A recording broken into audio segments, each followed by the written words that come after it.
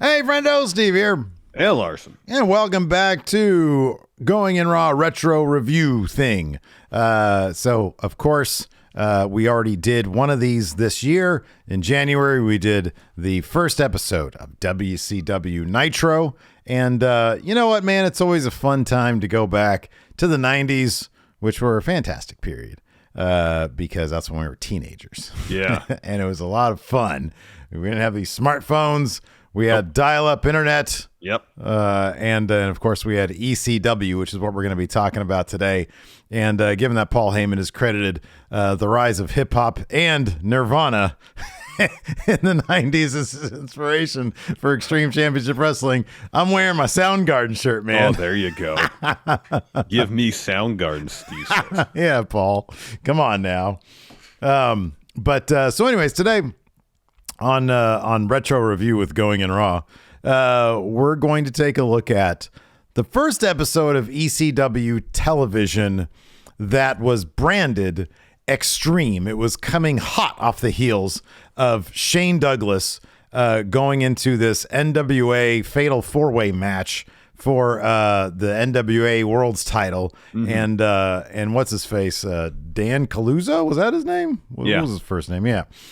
The head of the NWA was not aware that Shane Douglas was going to trash and take a fat turd all over the NWA title in order to establish Eastern Championship Wrestling as Extreme Championship Wrestling. Yeah, something that was about September to about a year in the making at that point. Because Paul Heyman had taken over in September the previous year. Yeah. And he had said, we're going to talk about all this stuff. He had said that it was his goal from the get-go to make it a national promotion without the Eastern tag on it. Yeah. Of course, when it was Eastern Championship Wrestling, it was affiliated with the NWA. That's why they were having the NWA title bout to fill or to find a new NWA champion after it was vacant. Well, it was, apparently it wasn't, and this is just some of the shit that I read on probably Wikipedia. But it was considered at that point Eastern Championship Wrestling because of how popular they were at the flagship promotion of the NWA. Mm-hmm. So this is like, hey, we're trying desperately. You know, it had been, as Shane Douglas mentions in this big promo, it had been 7 years since Turner had bought WCW, sort of, and they split from the NWA, which itself seemed to be kind of a gradual transition.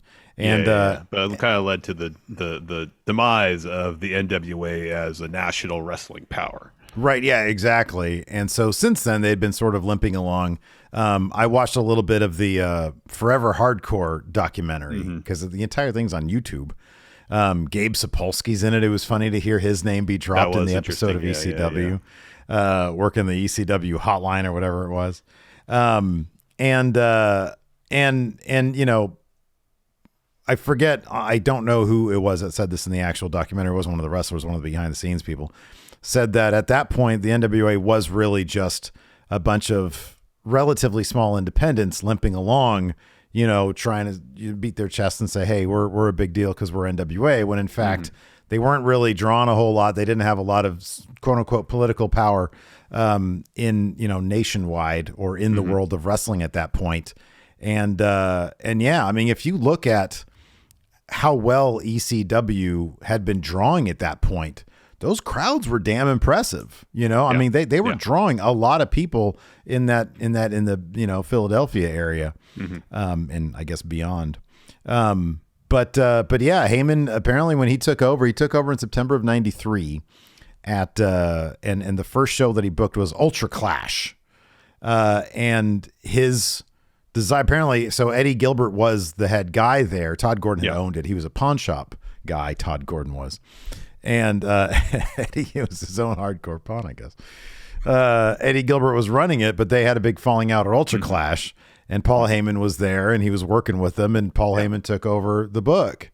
Yep. And he said it was his goal from day one to take them national, and because Extreme was the big buzzword at the time, he went in that direction, because if you're Extreme Championship Wrestling, you can be a national promotion. If you're Eastern Championship Wrestling, you're stuck, you're pigeonholed. You're going to be in Northeast of the country, probably. Extreme is universal. Extreme is global. It really is. It really is. And there's the philosophical change is what we saw in Shane Douglas' promo when he dumped the NWA title in the garbage, but also the promo he did with Matt Bourne here that kind of kicked off the episode. Yeah. Which is, we're going to get rid of the artifice of what TV professional wrestling is. We're not going to have the cartoon characters of WWF or WCW. We're athletes. We're pro wrestlers. And it's still interesting to see at this time in 94, they're still in the midst of that transition from getting rid of kind of the more sports entertainment aspects of professional wrestling. I mean, just like a year or so ago, Sandman was a surfer, There was another surfer in this episode as well. There was, Ray Odyssey, yes. It looked like he just took the wetsuit the Sandman wore a year ago and put it on himself. Yeah. Yeah, no, it's funny because the entire transition, it's interesting to look at this episode because it was the first one that was branded Extreme, but this episode was kind of just another episode. I was actually kind of surprised watching this and understanding how how this didn't really symbolize a complete, Heyman didn't endeavor to reboot much of anything. This was kind of business usual because for the past year, he had already, been going this direction. Like this was not something that was brand new. It seemed to me more just like, okay, well, we had planned on doing something like this. And then it was just him and Shane Douglas had decided, hey, we're going to go in and we're going to do this as part of our rebrand. But it's not like there was a big sea change from the previous episode to this one. They were just carrying stuff over and everything had been proceeding, according to plan because like they had been doing hardcore for a year already. Yeah, they had, but it wasn't even back then, even though when Heyman took over and had the change of philosophy, it's not like, all right, here we go, we're going to have barbed wire matches day one. They started incorporating some of the more hardcore stuff. It was during this early part. I think it was earlier in 94. There was the show where a bunch of people tossed chairs in the ring. Yeah. The Terry Funk Sabu match, I think it was. Yeah. There were elements coming into play from what we'd see in 96, 97. But it wasn't all the way there yet. And you see a lot of, you have Cactus Jack and Mikey Whipwreck tagging. It was starting Mikey's ascent to become champion eventually. But then you have wrestlers like Rock and Rebel, who's very much like an early 90s wrestler with the mullet and the tassels on the pants. It's a weird amalgam. I mean, like Shane Douglas more or less says, Matt Bourne is the epitome of kind of the dichotomy of wrestling. Cartoon in the wrestling business. You had him, of course, Matt Bourne was Doink in WWF. And what started out as kind of a subversive take on a clown, became probably a means by which to sell toys by the time that he was gone from Matt Bourne was gone from WWF. Yeah. And so he came to ECW, and they were doing some really interesting stuff with Shane Douglas and Matt Bourne, where Matt Bourne's time as Doink the Clown at WWF kind of messed with his head quite a bit. Yeah. And he kind of developed a bit of a split personality. Yeah. And half his face was painted with the Doink face paint, the other half wasn't. Yeah. He'd come out with Doink pants, but he'd have like a flannel shirt on, with the sleeves cut off like he was as Big Josh when he was in WCW before he was Doink. Yeah. It was a whole bunch of, like all those gimmicks sort of colliding and no, it is kind of interesting because, it did seem, especially with Shane Douglas opening the show with Doink right next to him, that if there was a statement to be made, it wasn't necessarily in, hey, we're changing the presentation, wholesale. It was the Doink thing in that we're now Extreme Championship Wrestling, so we're going to consider ourselves on a national level, even though what you're talking about with like Rock and Rebel there, which, by the way, what a history that guy ended up having. Yeah. They were still local in that's what local promotions do. They pull from whoever they can get locally and make the most of them. Yep. And so they were still very much on that level, using, gimmicky guys like Ray Odyssey, the surfer that we were just talking about. Yeah. It's interesting that this was finally like the Shane Douglas promo at the NWA was, the thing they could finally say, okay, now we're going to be our own thing. Now we're going to be a national promotion. It's interesting. It took a year. I mean, when Heyman, cause I watched a little bit of, God, what is it? The Untold Story of ECW. It's when just him and Corey Graves had an interview back in 2016. They did this, I think, when they were doing a bunch of the ECW stuff on the network. And Heyman had just said, as soon as I was brought on, I wanted to bring it national and I wanted to, make it extreme. And the first thing he did at Ultra Clash was the Public Enemy match. So it was scheduled to be Public Enemy, and Jason, the model guy, was part of a team called, I forget what they were called, but him and Ian Rotten were a team. And Public Enemy came in, and Paul Heyman said, usually your opening match is like, oh, let's, tell some jokes, have a good time, warm up the crowd. Yeah. Public Enemy comes in and they squash him in 4 minutes and make him bleed. And so Paul's, even from the start, from like the very first match, he was like, this is the direction I want to go. Yeah. But it took him this long to sort of ease into it. And even from this point on, there was still some easing into it, I mean, I think the episode after this one, we have Tommy Dreamer, but you look at the thumbnail, he's got the green suspenders on still. Right, yeah. But he's swinging a kendo stick. Yeah. I don't remember that being a popular look of the 90s, green suspenders. I don't either, but there he is. Yeah. I'm looking at it right now. There's Tommy with the green suspenders swinging the kendo stick at the Sandman, who's not a surfer anymore. No, he hadn't been a surfer for a little while. It had been a little while since he had been a surfer. So all the pieces were coming into play, or into place rather. And yeah, so, but no, this episode, it was just sort of, they were just business as usual. They didn't have even the ECW logo. No. I don't think on the ECW, on the Eastern Championship Wrestling backdrop behind the commentary, which I think was painted. Because there's a couple close-up shots of Joey Styles, and if you look really closely, it looks like they just did it on on their front lawn, like with a big sign and some paint. But then they had spray painted underneath that, so you can't even see it in the shot. But people keep on looking back and referencing it. They spray painted like "This is Extreme" or something like that on it. Yeah, which is awesome. So I think the first real look we get at the ECW logo as we know it, I just see here a thumbnail from November 8th, where Tommy Dreamer is wearing a shirt with the ECW with the barbed wire logo on as we know it. But even till the end of the year, it looks like, at least till November, the little thing they have on the microphone still says it's still the old ECW. All that shit was probably so much more expensive back then. No, probably. Custom-made stuff. Yeah, exactly. That's why they had to paint their own signs. Heck, even April of '95, they still have the old backdrop for promos. Oh, really? That's probably shit's expensive. June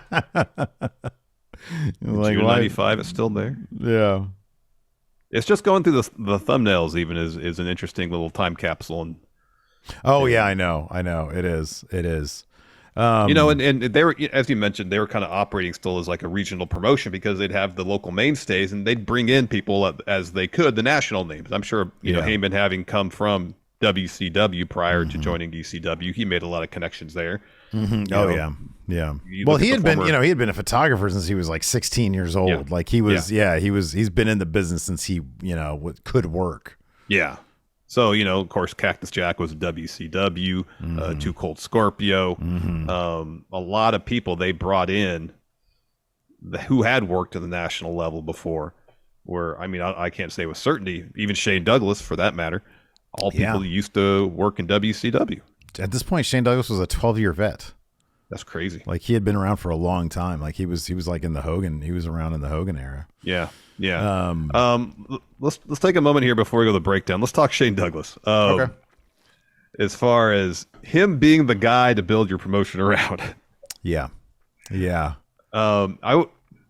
watched a good deal of ECW when we were in college. Yeah, sure. From '98 to 2000, 2001. And he was there pretty much apart, except when he went back to WCW. Yeah. Towards the tail end of WCW. He was the foundation, the franchise of ECW. Yeah. And I know he's a good promo, but in a lot of ways, he can be a good promo. Technically, no, you're right. Technically, you can give this guy the mic and he can go. Yeah. He can talk on the mic and you can tell he's not going to mess up. Yeah. But in a lot of ways, I remember, I think we had this conversation maybe even back when we were in college. Probably. In a lot of ways, he doesn't really epitomize what the ethos of ECW was. Yeah. Other than he would go out there and cuss. Yeah. No, you're right. Look, I don't disagree. I think that he's, I always kind of appreciated Shane Douglas back then as like a bad guy. Oh, Speedball Mike Bailey rated us with a party at 42. Notice how we get excited because our voices go up like this. Yeah. Thanks, man. That's awesome. Thank you so much. So, yeah, I remember back in the day, when we were in college, I always thought he was cool because he was the dude who he would wear like the cast. He had the cast forever, and he'd have. Yeah. I always liked the Triple H type guys, and Shane Douglas accuses Triple H later on of stealing his shit here, including the backwards beanie and some of his promos. He claims that some of his promo lines that Triple H would say and some of his stuff in 99, 2000, 2001 were directly ripped from some of his promos. And I'd like to see a side-by-side comparison if there are any out there to see if that's true. Yeah. And I've heard this from a couple different places. But I always liked that type, the guys, the bad guys who would like hold other people down. I thought that was kind of cool because I'm like, oh man, that's neat. And Douglas was one of those guys. But looking back at this episode, I'm like, God damn, this guy just really liked the sound of his own voice. But if you understand from Heyman's perspective, you have somebody reliable, who's been around for 12 years, who also has his own relationships. Yeah. I could see why. And dude, Shane Douglas, he's a very charismatic guy. He carries himself in a way he's got the camera charisma. It's there. He carries himself in a way that is big dog. Is anything else about him particularly interesting? Not terribly. I never really found him all that compelling of a character. Yeah. And that's not a slight at Shane Douglas as a person. I don't know who Shane Douglas is as a person. Just as a character, as portrayed on ECW television, I always kind of saw him as one of the least interesting characters there.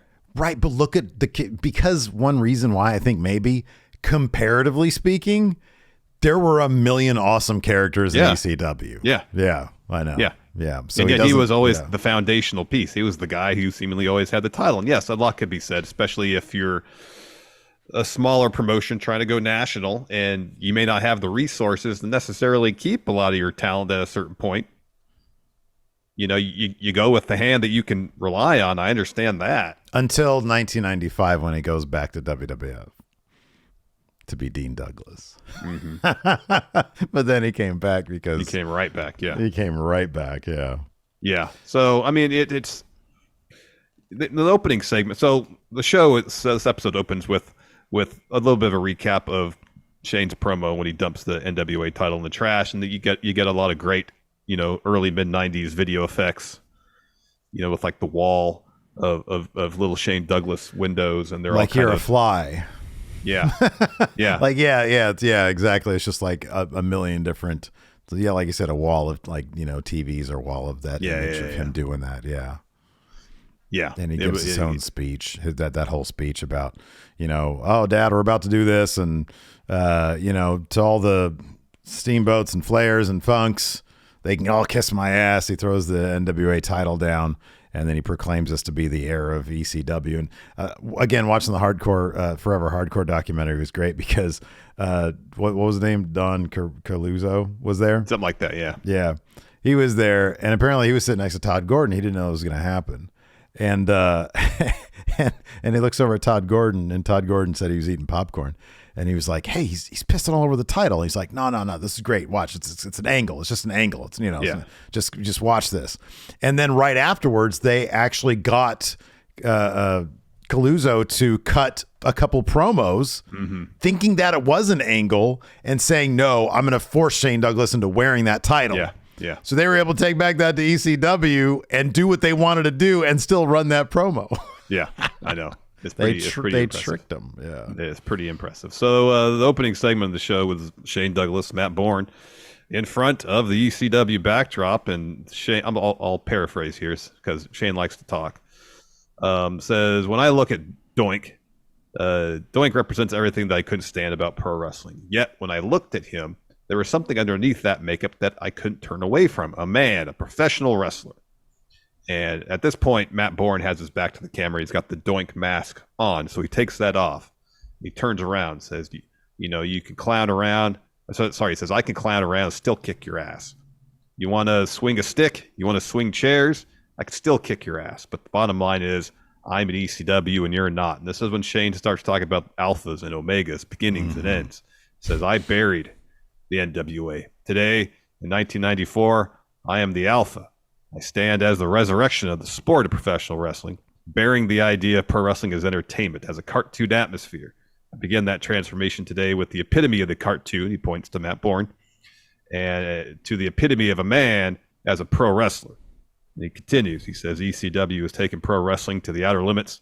There are no contenders to the throne. If you want the best wrestling in the world today, he says, I declare the world of pro wrestling, 1994 and before, rest in peace. 1994 and beyond, the alpha, the beginning. Yeah. So I got a lot of stuff wrong here. His name was Dennis Coralluzzo. That was the president of the NWA. But yeah, so check this out. This is how all this would have been changed perhaps with one incident. So according to that Forever Hardcore documentary, Douglas only decided to throw that title down after the NWA president Dennis Coralluzzo buried Shane Douglas on Mike Tenay's radio show. So Mike Tenay had called Shane Douglas like, hey, did you hear what Coralluzzo said on my radio show? He called you unreliable, said that you owed him an appearance because he paid you and you no-showed a show. Yeah. So Shane Douglas was like, I don't even know this guy. Like, I know who he is, but I don't really know him. And so, like, apparently he just rubbed him the wrong way. Otherwise, I guess maybe they just would have done it sort of quietly and said, hey, Eastern Championship Wrestling is not going to be Extreme Championship Wrestling. We're leaving the NWA. But instead, because Shane Douglas was pissed off that this guy had run him down, he made a big deal about it. And they were able to use this ad nauseum. They were using it over and over and over again. Yeah. So we get the opening video package for the show. And it's so weird seeing an ECW open without the theme that we know best. Yeah. Extreme Championship Wrestling. It was a very generic, and I know they didn't have like GarageBand back then, like the app, but like it was very it's more like kind of a punk vibe to it than kind of, but really lame. It was bad. It was not. Yeah, it wasn't that interesting though. No, this is all a work in process. We're all learning here.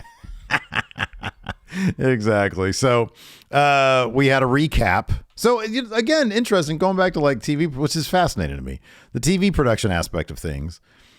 ECW would kind of just do the same thing. They would go and they'd have all their shows like locally, film, and then just sort of cobble it together and have Joey Styles be the framing device.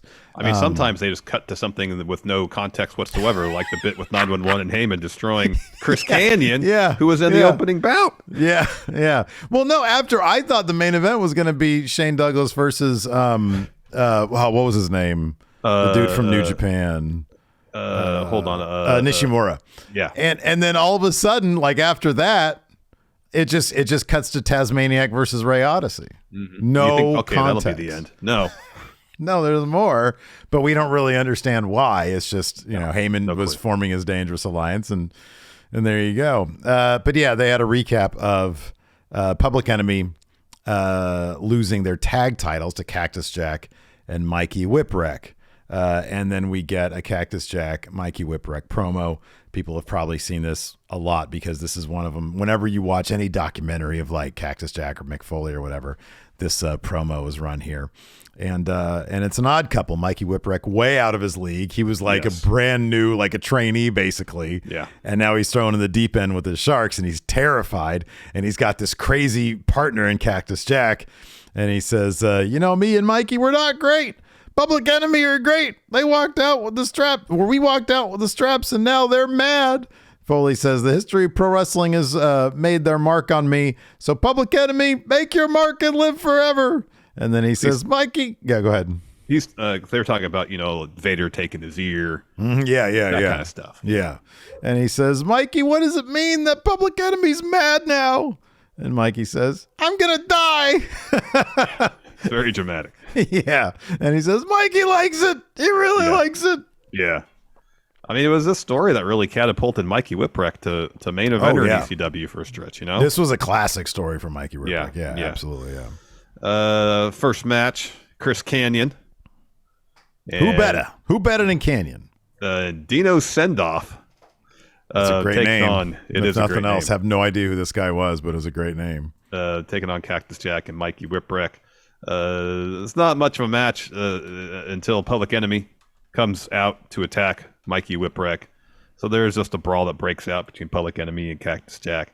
Mikey Whipwreck it eventually makes its way up the ramp. Chairs get involved, and it just ends. Okay, so no, never mind. That was a different guy. Yeah. It was a really extent. The brawl was longer than the actual match. Oh, by it was far. a really long brawl. And then I do appreciate there was one little bit about in this brawl. I think it was in this brawl. They're sort of on, I guess, what would be considered the entrance ramp. They're almost backstage to just behind curtains, and one of the dudes, I forget which one it was, he's got a chair and he's like hitting the other guy. Or maybe it was Cactus Jack. I don't know. Yeah, Cactus had the chair. Yeah, Cactus had the chair. And there was a kid, a teenager, who was trying to give him his chair. And it looked at one point like the kid was going to try to take a shot himself. He thought better of it and put it away. It's a Philly crowd for you right there. You know, there was oftentimes the ECW arena where crowd participation was encouraged. So it was a bit much. Yeah. After that, get a load of this name, Stormin' Mike Norman. Again, very early mid '90s wrestling name. Remember Stormin' Norman Schwarzkopf? Yeah. Yeah. Anyways, Too Cold Scorpio. This dude doesn't put on bad matches. No. Before the match, he had a promo. He says, that night when Shane Douglas won the title, Shane was the better man and won the NWA title. He says, but then he threw it down. I'm thinking, what is he doing? He said, he must be starting something new here. It's time to start something new, Shane. When you step in the ring with Too Cold, I'm taking you to the extreme. And he took Stormin' Norman here to the extreme, Larson, because he whooped this dude's ass. Yeah, that was pretty much a squash match. Scorpio hits body slam, moonsault covers, but then gets off the cover because he wants to do more. Well, yeah. Super kick, 450 to get the win. The people paid to see the awesome. They paid to see the 450. Oh yeah, they did. That's what they were like putting that over huge. The 450 was the shit. And then he comes out a little bit later because I guess him and Shane Douglas were gonna have a feud after this. Yeah, they have a title match. I think they said Saturday, the following Saturday. I wonder if that was like gonna be a pay-per-view so. or something. Yeah. Then we had a recap of Jason, the TV champ, the male model, yeah, blasting Rockin' Rebel with the TV title, singles beating action. him down. That was singles action. That's what WWE Network. There were two people that WWE Network blacklisted. Chris Benoit, of course, was one of them. Rockin' Rebel was the other one. Yeah. Murder suicide. Eesh. Yeah. So Rockin' Rebel was in action against Jason. Next, we had a Dean Malenko appearance here. Apparently, he was aligned with Jason, the shooter. The shooter, yeah. Yeah. Jason dubbed himself the sexiest champ on earth. Start the match, Jason distracts the ref. And then Rebel, I don't know why, tries to take a shot at Malenko. And Malenko just hits him with an arm wringer. And about a minute and a half later, Jason attempts a kind of an awkward pinning combination and puts his feet on the ropes to get the win. So the one question I have is, when did the concept of Extreme Rules, like they were not enforcing any rules even at this point? No, because Ray Odyssey punched Taz in the front area. And even before that, there was something else in that match that was illegal. And I was like, oh, wow. It was like chair shots, I think, or something. Maybe, it was something weird. I think Taz hit him with a chair, and I was like, oh, is he going to get a no DQ? Okay. So Extreme Rules were already in play here.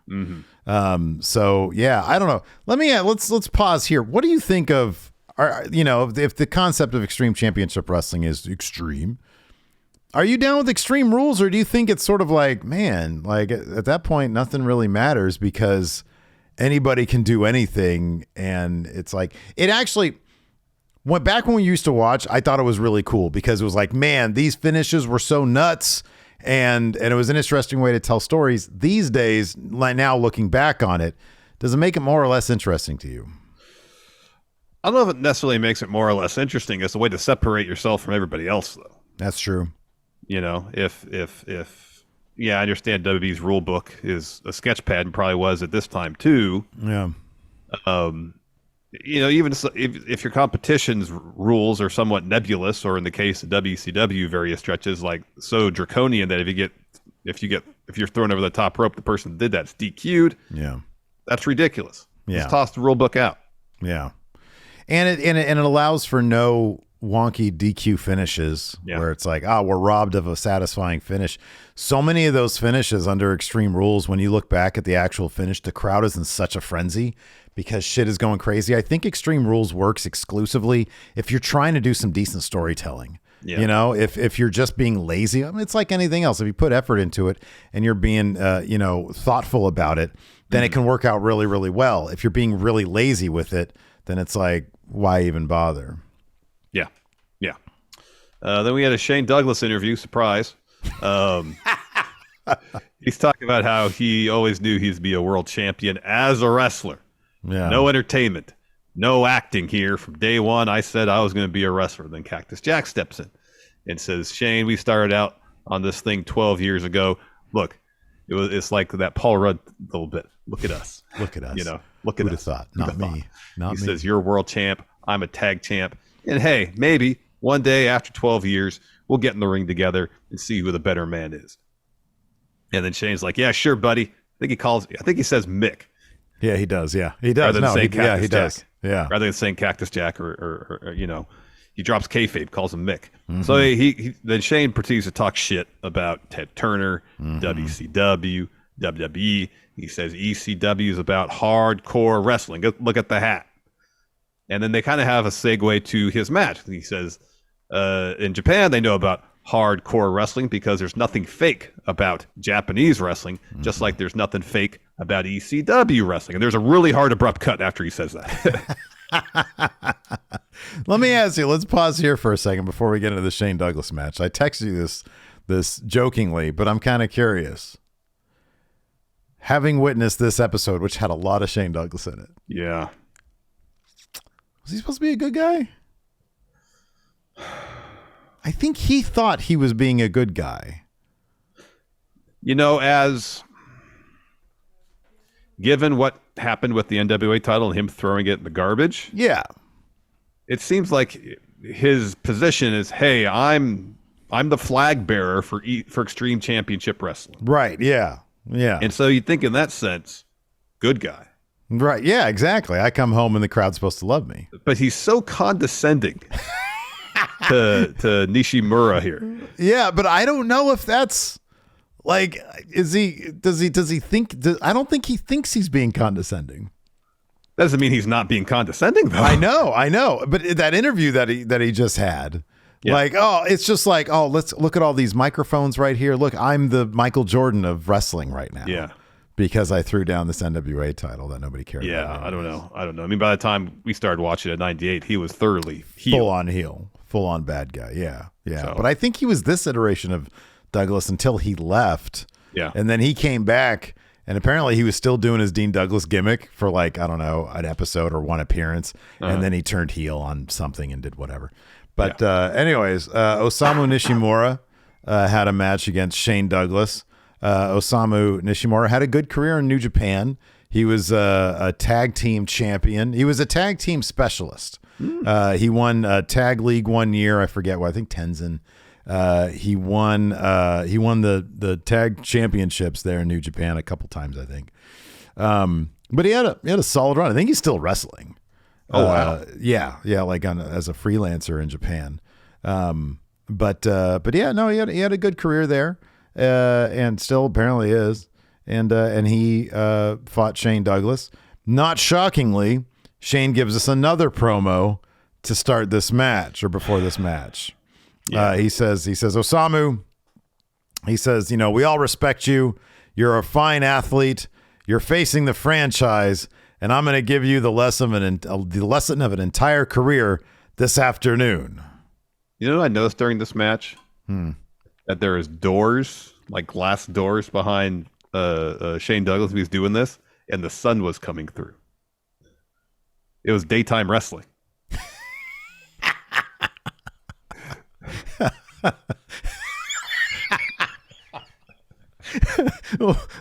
May I ask, why is that significant? I'm curious. I don't know. I kind of feel like ECW should only hold their shows at like 11 p.m. and after. That's when they run TV.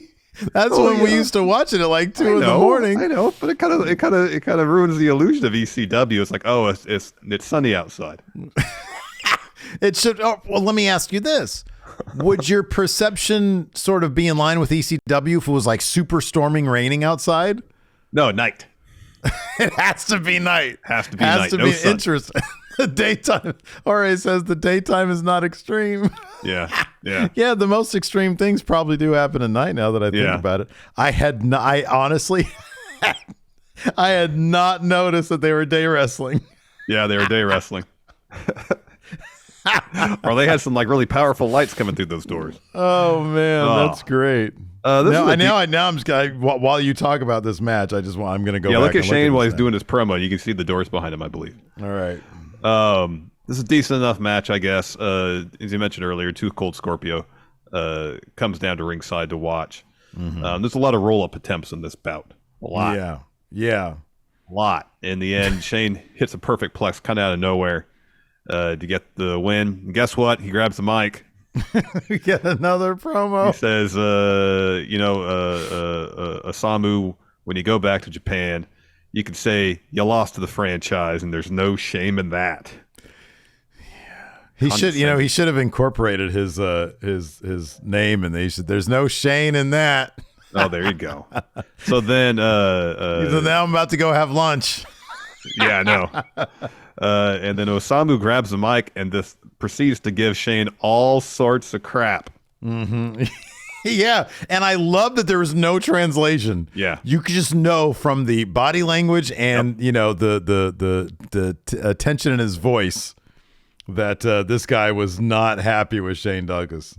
Did you see the sunshine coming through the doors, Steve? I'm getting there. All right, I'll move on to Tasmaniac versus Ray Odyssey. As mentioned earlier, seemingly Ray Odyssey inherited the Sandman's gimmick after the Sandman moved on. Maybe, I don't know, maybe Ray Odyssey's surfer gimmick predates Sandman's surfer gimmick. Maybe. I wonder if at any point down the line, or they did like a surfer versus surfer gimmick, or a match rather. That's a good point. Maybe Sandman lost that, and then doing so lost surfer gimmick. I don't know. That could be. So yeah, there's a stretch where Tasmaniac Taz is wrecking Ray Odyssey ringside, hits him with the chair. They go back in the ring, and then Ray Odyssey just punches Taz right in the front area, just directly in the front area. Goes up top, hits this crazy like flipping kick thing. You see the sunlight? Totally day wrestling. Yeah, they're weird. Day wrestling. Yeah, they're like at a convention or something. He hits this crazy flipping kick thing. I don't know if I've ever seen a move like that. It's like a Pele kick, but off the top rope. Oh, yeah. That was cool, yeah. Gets a 2 there, and then Taz, kind of out of nowhere, just hits a Tazplex, gets the win. Mm-hmm. Yeah. Yeah, I don't know when Taz changed it up to be the human suplex machine. I was not a fan of this iteration of Taz. I wasn't watching this early. Yeah. So I only saw this in retrospect. Like looking back whenever we did reviews, I was like, this is not, he was way cooler as a human suplex machine. Oh, heck yeah. Coming out with the towel over his head. You couldn't see his eyes at all gosh, that was so good. It was so good. Trey Phil here says brunch time wrestling. Yeah. BT dub. Yeah, but when Taz like repackaged himself to make him like just like scary dude. Yeah, it was, oh man. He was so over. He was so incredibly over. Yeah, he was. Yeah, the packaging from the towel to the pose. Oh man, it was terrific. It was like his presence was off the charts. Mm-hmm. Yeah, it was. Great totally presence. Was. All right, then we get another hard cut. No context here. We get 911 and Paul Heyman in the ring.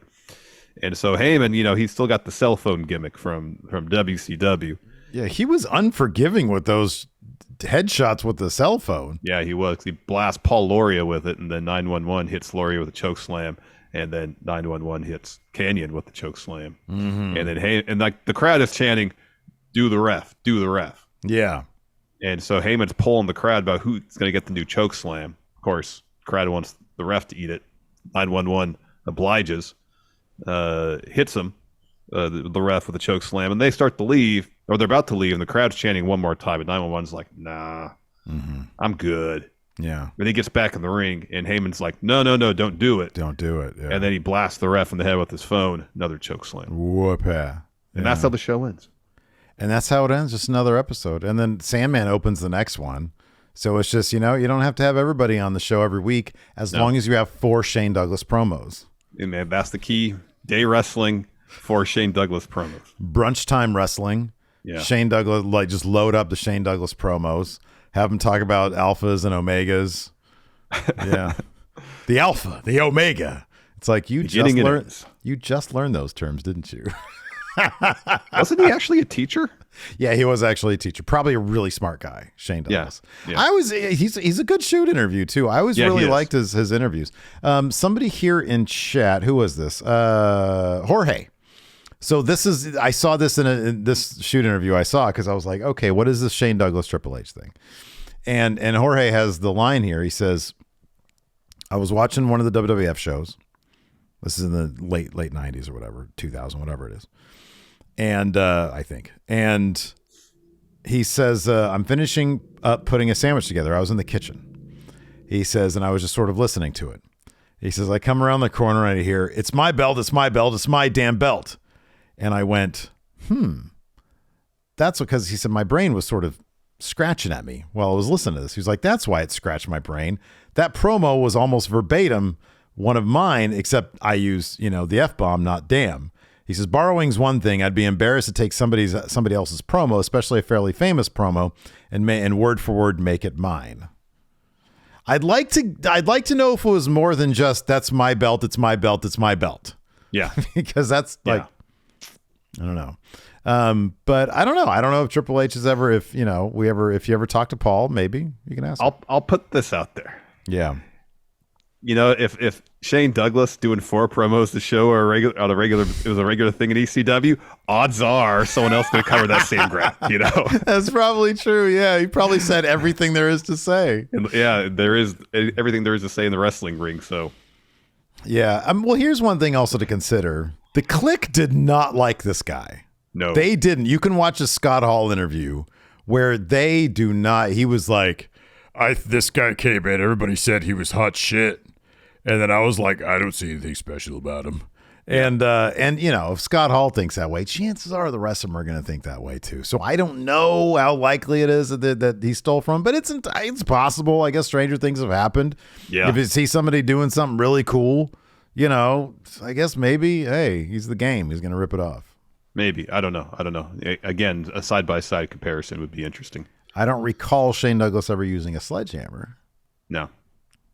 I feel like he's had that cast on like for Cowboy Bob Orton. Yeah. Ridiculous amount of time. Like, did Shane Douglas hear somebody say, I was in the kitchen, getting a bowl of chips, and I heard somebody say, let me tell you something. And I was like, whoa.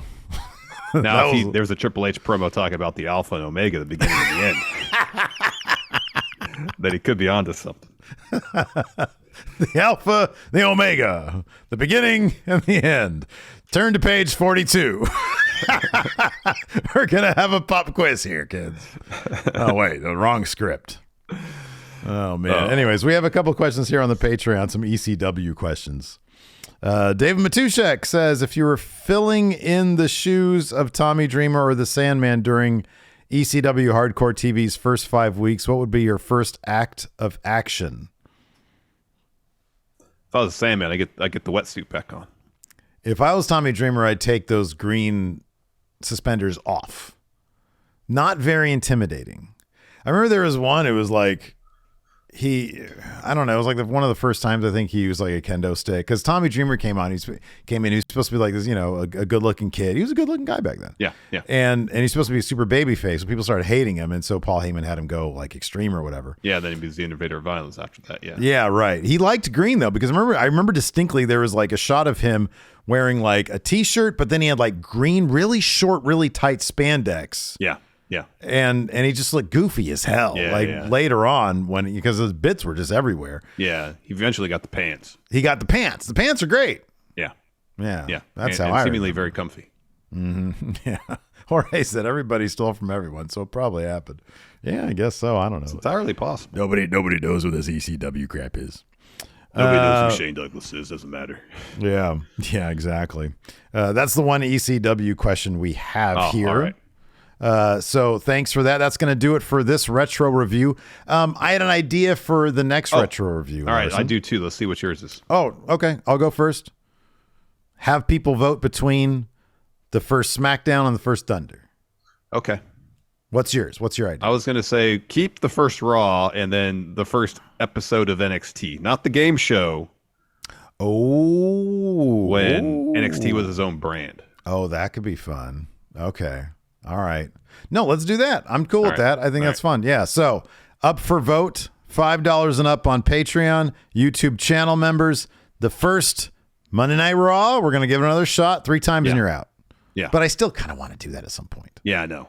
The first Monday Night Raw or the first episode of NXT as a developmental brand after FCW. Yes. Yeah. All right, cool. We'll do that.